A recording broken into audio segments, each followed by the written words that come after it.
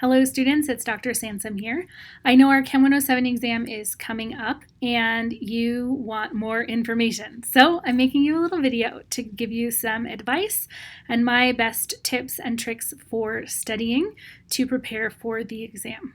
So the first thing you should know about the Chem 107 exam is it is, just like all the other chemistry exams that you've taken, going to be hard. So in case you were thinking, oh, it'll be just like Bio 241, which is really easy, it is not going to be that way. It will be hard.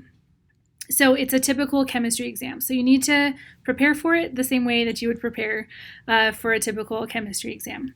That's the first thing. Second thing, topics for the questions are going to be pulled directly from this course. So we're not going to ask you questions about Chem 105 or 106 independent of Chem 107. Those topics that are used in Chem 107 in the labs will show up in the 107 exam, as you would expect. The most important sources of information for the 107 exam are going to be the pre-lab questions, the lab report questions, the simulations, the videos that we've given you. Even lab skills can show up on an exam. So you want to just use the materials from the course as your basic information for what you're going to be studying. The other thing that you want to be aware of when you are studying is there are some, for example, calculations that you did with the spreadsheet, and we made you do one of them out, but you might have relied on the spreadsheet for seeing how to do that, and you need to be able to do those calculations on your own and know how to do them without a spreadsheet or without any other helps, just a calculator. So you should be able to do the calculations on your own. The other thing is we do have about half of the questions that are calculations and about half that are conceptual. So you do need to understand the concepts that we've learned about in the class. So you should prepare for both of those things, not just replicating the calculations, but also being able to explain what's going on. Okay, number 3, we have a study guide for you. The study guide is different than other study guides that you might have seen before. So the study guide will have like experiment 1, and then it'll give you an objective. Something like use mathematical equations related to chemistry. And you might think, that's vague. What does it mean? And it is sort of a general statement, but when you think about that in the context of experiment 1, which it's next to on the study guide, then you can say, well, what equations did I use in experiment 1? I used Beer's law, we did some dilutions, we had to calculate the concentration of an unknown. Those are probably all of the types of mathematical equations that you're going to have to do a problem about. So it's actually pretty specific when you put it in the context of that experiment. So with each of the items that shows up on the study guide, that represents one question on the exam that's written for that experiment and that learning objective. And I think if you use the study guide well, like I just described, you should be able to predict like 90% of the questions on the exam, what they're going to be like. So just make sure it's not the same as other study guides you might have used. It's not just like a list of types of problems you have to do or something like that. It's more, it requires you to think about it to get to what you need. Okay. Number 4. Sometimes students, when they get into the exam, they're like, Dr. Sansom is trying to trick me. And then they read the question and they like twist it around in their head and they come up with something totally different. So I want to tell you straight from me that I am not trying to trick you, okay?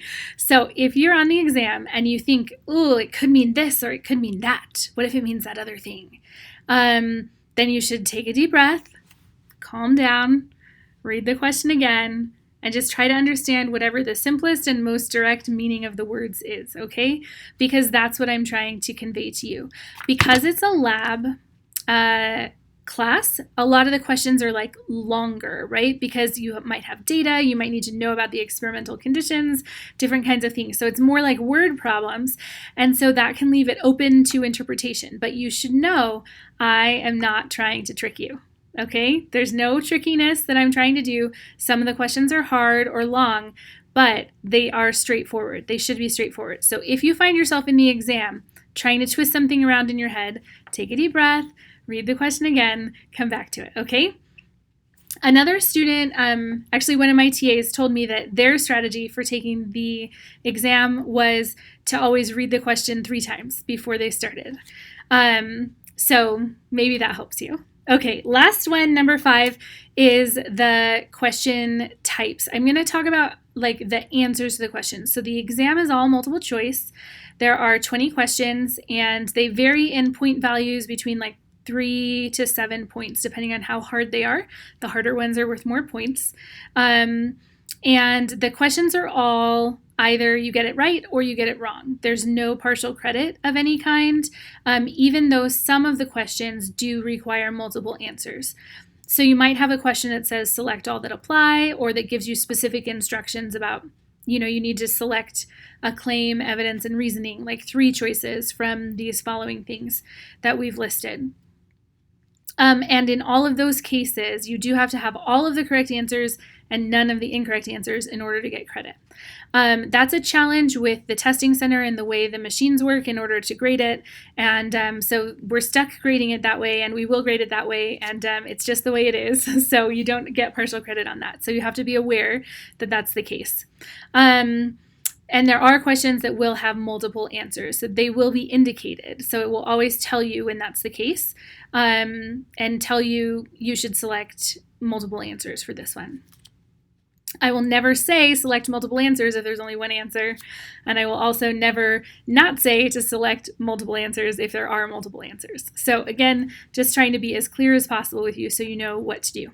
Okay, last thing, the questions on the exam. All of the wrong answers on the exam are taken from mistakes that we know you're going to make on calculations and concepts that we know you don't fully understand in the conceptual questions.